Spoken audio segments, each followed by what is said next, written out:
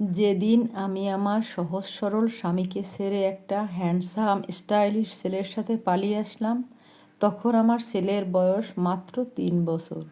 সেদিন রাতেও আমার ছোট্ট ছেলেটা আমার বুকের ওপর মাথা রেখে ঘুমিয়েছিল।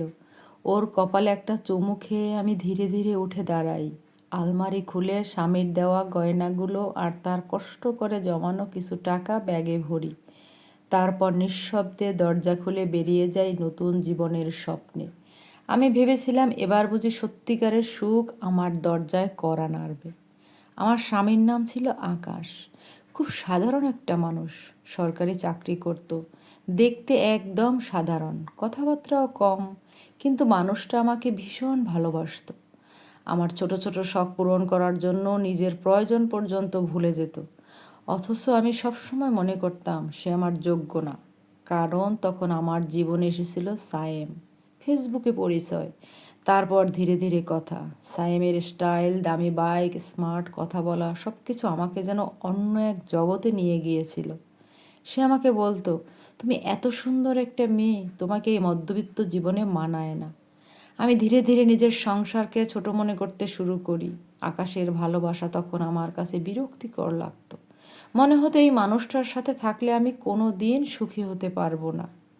একদিন রাতে সায়েম বলল, চলো পালিয়ে যাই, আমি তোমাকে রানীর মতো রাখবো। আমি একবারও আমার 3 বছরের ছেলের মুখটা ভাবিনি। সেদিন বাসা থেকে বের হওয়ার সময় শুধু একবার পিছনে তাকিয়েছিলাম। আকাশ ঘুমিয়েছিল ছেলেকে বুকের সাথে জড়িয়ে। জানালার হালকা আলো তাদের মুখে পড়ছিল। দৃশ্যটা কয়েক সেকেন্ডের জন্য আমার বুক কাঁপিয়ে দিয়েছিল, কিন্তু আমি থামিনি। সায়েম নিচে বাইক নিয়ে অপেক্ষা করছিল। আমাকে দেখেই হাসলো। অবশেষে শুধু তুমি আমার হলে। আমি বিশ্বাস করেছিলাম এটাই ভালোবাসা। প্রথম কয়েকদিন সত্যিই স্বপ্নের মতো কেটেছিল। আমরা কক্সবাজারে ঘুরতে গেলাম। দামি হোটেল, রেস্টুরেন্ট, নতুন জামা কাপড়, সব কিছু দেখে মনে হচ্ছিল আমি ঠিক সিদ্ধান্তই নিয়েছি। কিন্তু 1 মাস যেতে না যেতেই সব বদলাতে শুরু করলো। সায়েম আগের মতো সময় দিত না। সারাক্ষণ ফোন নিয়ে ব্যস্ত থাকতো। মাঝে মধ্যে রাত করে বাসায় ফিরত। আমি কিছু জিজ্ঞেস করলেই বিরক্ত হতো। একদিন সাহস করে বললাম, তুমি আগের মতো আর আমাকে ভালোবাসো না কেন? সে ঠান্ডা গলায় বলল, ড্রামা করো না তো। সেদিন প্রথমবার আমার বুকের ভেতর অদ্ভুত ভয় কাজ করলো। এরপর ধীরে ধীরে আমি বুঝতে পারলাম সাইমের আসল চেহারা অন্যরকম। সে আমার আনা টাকাগুলো খুব দ্রুত খরচ করতে লাগলো। আমার গয়নাগুলো একে একে বিক্রি করে দিল ব্যবসার কথা বলে। কিন্তু কোনো ব্যবসাই চোখে পড়ল না। একদিন দুপুরে আমি ওর ফোনে অন্য একটা মেয়ের ছবি দেখি। মেয়েটার সাথে ওর অন্তরঙ্গ চ্যাটও ছিল।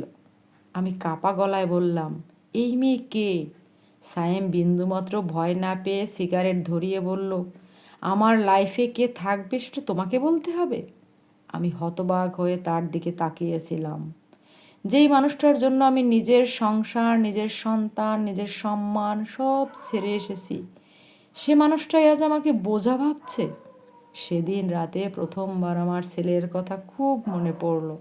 ভাবছিলাম এখন হয়তো ঘুমানোর আগে মা বলে কাঁদে, হয়তো আকাশ তাকে কোনোভাবে শান্ত করে ঘুম পাড়ায়। আমার বুকটা হঠাৎ ভীষণ ভারী হয়ে উঠল। আমি চুপচাপ বারান্দায় গিয়ে দাঁড়ালাম। দূরের আলো ঝাপসা লাগছিল। মনে হচ্ছিল আমি নিজের হাতেই নিজের জীবনটা নষ্ট করে ফেলেছি। ঠিক তখনই পিছন থেকে সায়েমের কণ্ঠ শুনলাম, শোনো, কাল থেকে তোমাকে একটা কাজ করতে হবে। আমি ঘুরে তাকালাম। কি কাজ? সে ধীরে ধীরে ধোঁয়া ছাড়তে ছাড়তে বলল, টাকা শেষ, এখন তোমাকেও ইনকাম করতে হবে। তার চোখের চাহনি দেখে আমার শরীর ঠান্ডা হয়ে গেল। আমি বুঝতে পারলাম আমি ভয়ঙ্কর একটা ফাঁদে পা দিয়েছি।